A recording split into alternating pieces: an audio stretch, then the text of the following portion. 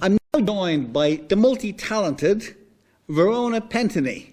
She writes poetry, she's in charge of the Meath Writers' Circle, and she writes books. Verona, you're very welcome. Thank you.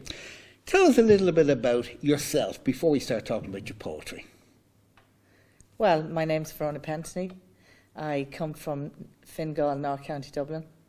The Pentony name originally came from swords. My profession originally was a hotel manager, training in Killiney Castle with Paddy Fitzpatrick, and then I moved to work in London with Sheraton and Marriott International. So you have hospitality in your blood. Hospitality is definitely. Where did the writing come from? The writing came from. I just felt inspired one day to promote. I was in work and I just seen a sign that I should put pen to paper, and that I felt I was being guided to promote world peace and forgiveness. A very noble cause. We all feel the urge to write. If I wrote every book I thought I was going to write, I'd have written a book by now. Mm-hmm. And lots of people are like that. You know what would make a great book? And then they go off and have their tea or forget about it. But you took it that step. Right, I have this urge to write poetry, but you did it. I did. Was the writing, the actual logistics of sitting down and writing, was that difficult, or did it just flow? It just flowed. Sometimes, I remember the first one I wrote, Love Me For Me. I was in Central America, in Costa Rica, and 4:00 in the morning, it was like I was just pulled out of bed, over to the desk, and I wrote that word for word. So I feel if some of it is channeled down, like the piece I've just wrote, A Single Black Cross, I wrote that by looking at a photograph of Kilmainham Jail, the single black cross. And other things then I feel, I get a thought, but it happens very quickly. I may reshape it 3 times, but... That was going to be a question I was going to ask. I've never written a book, I've half started, but I've written speeches, I've written presentations, but the one I presented might be the 5th, 6th, 7th, 8th, 9th, 10th draft. It's like that with poetry. Yes. Do you start with something and it finishes with something, or does a poem come from the heart and it's as is? Some of it is channeled down and then it's just as is, and I may read it twice more, and then that's the final product. Then it could be somebody could inspire me and say, why don't you write about this?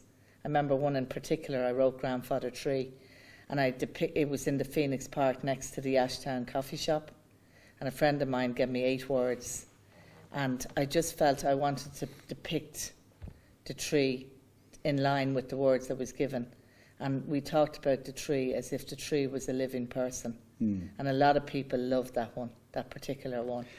And again, going back to the construction of a poem, you've brought it up there. I don't know if you've answered it the way I was thinking of. Can somebody say, write a poem about that microphone, and you can write a poem, or does something have to come out of you, and as it happens, it's about that microphone? Like, does something inspire you, and then the poem comes, or does something come out of you, and then you just try and wrap it around something? Well, I have a particular poem called The Farewell Sonnet, and I felt I wanted one to convey, if somebody passed away, what would be said at their funeral if they weren't particularly into a certain religion, that it would be combined for all religions, a religious community as such. And I wrote the Farewell Sonnet, and I decided that was going to be a sonnet, so that was in 14 lines. And that has actually, a local person actually asked, could it be part of her husband's funeral, and they used it as a memorial card, and I felt so honoured. Now, they sent word to me that the funeral was on, and I walked into the church in Balbriggan, and to hear my words coming back, I felt shivers. I was standing in the angel sanctuary, and to hear my words, I cried, and I felt it was just the nearest thing to perfection, that my work was being read back at me. It was quite a moment never to forget. Fantastic. To hear your words. Now, that's what happened, that poem. But what happens to your other poems? Like, do you just write them, and they're forgotten about? But what happens to your poems when you have written them? The poems I have put today through the YouTube because it's only a short one, and I think if everybody took today as their last day and if they made peace within the family unit, it would be a key thing to becoming peace for worldwide. It would just start every family member to say, let's sort out our own family, and then we could create. Worry about the rest of the world after Exactly. that. But your poems, after you've written them, do you just leave them there? Do you publish them? Are they in a book? No, I've published through the book producers. How that happened was they were writing a book about farm machinery dealers, and they came to interview my mother about my father. And I said to Sean Finnegan from RD, I said, Sean, how does one get a book published? And he said to me, I'm a farmer, I'm not poetry. And I said, but you must know somebody. He says, I know a bookbinder. I said, no problem, Sean. That'll lead me to where I'm going. And I had contacted the book producers, and within a week, he wanted to take me on board. Yes, it's self-published, but I am on the 4th print of the first book. I am on the 2nd print of the 2nd book. I have come 2nd in Ireland for the National Ploughing for writing The Farmer. So I'm very proud of my achievement because I just went out there and made it happen. 1916, everybody is talking about it, but you've done something slightly different for 1916. With the 1916, I was conscious that I want to promote peace. And I was suddenly given a paper clipping by Mrs. O'Grady from the Ward Cross, from the Catholic newspaper. And it was about Father Joseph Malam. And it actually said he didn't want any involvement in the 1916.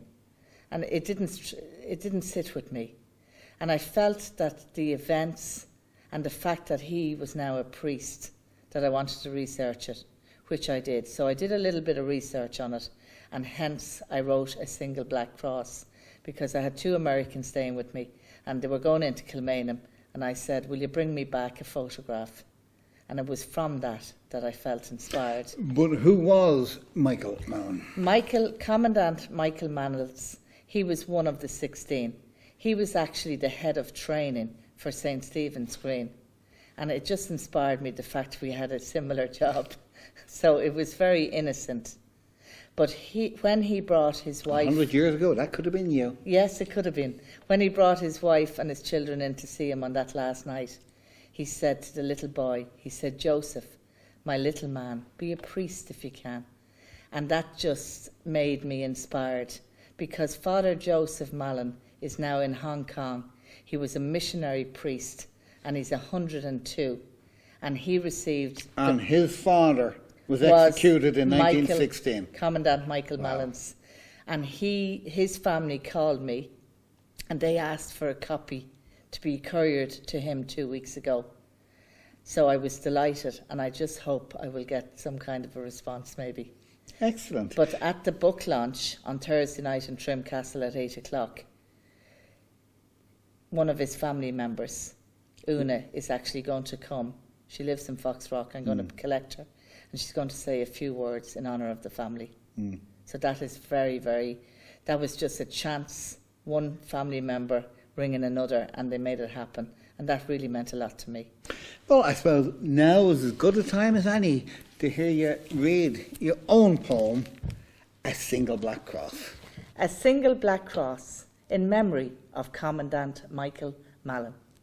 For my country must I die, for my fate will I meet my Maker.